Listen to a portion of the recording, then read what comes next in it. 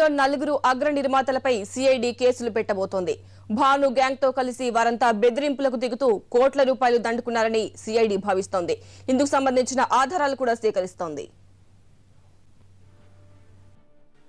B gang Tollywood లో ప్రవేశించాక నలుగురు నిర్మాతలు భానుతో చేతులు కలిపారు. ఇష్టారాజ్యంగా సెటిల్మెంట్లు చేశారు. టాలీవుడ్ ను మాఫియాలా మార్చేశారు. కోట్ల రూపాయలు దండుకున్నారు. అక్రమ డబ్బుతో సినిమాలు తీశారు. భానుతో సంబంధం ఉన్న ఓ అగ్రదర్శకుడు అగ్ర హీరోతో కోట్లు పెట్టి సినిమా తీశారు. అంత డబ్బు ఎక్కడి నుంచి వచ్చిందో తెలుసుకునేందుకు సిఐడి లోతుగా విచారించగా కొన్ని కీలక విషయాలు తెలిసాయి. రంగారెడ్డి జిల్లా శంషాబాద్ దగ్గర ఉన్న ఓ ల్యాండ్ సెటిల్మెంట్ తో వచ్చిన 10 కోట్ల రూపాయలతో సినిమా తీసినట్లు సమాచారం. ఈ దందా అంతా భాను దగ్గరుండి మరీ చక్కబెట్టినట్లు తేలింది. కోట్లు ఖర్చు పెట్టి సినిమాలు తీసేందుకు నిర్మాతలు భానుతో చేతులు కలిపినట్లు తేలుతోంది. సెటిల్మెంట్ల ద్వారా వచ్చిన డబ్బును సినిమాల్లో పెట్టినట్లు సిఐడి విచారణలో వెల్లడవుతోంది. ముఖ్యంగా నలుగురు నిర్మాతలకు ఇందులో భాగస్వామ్యం ఉన్నట్లు సిఐడి ఆధారాలు సేకరించింది.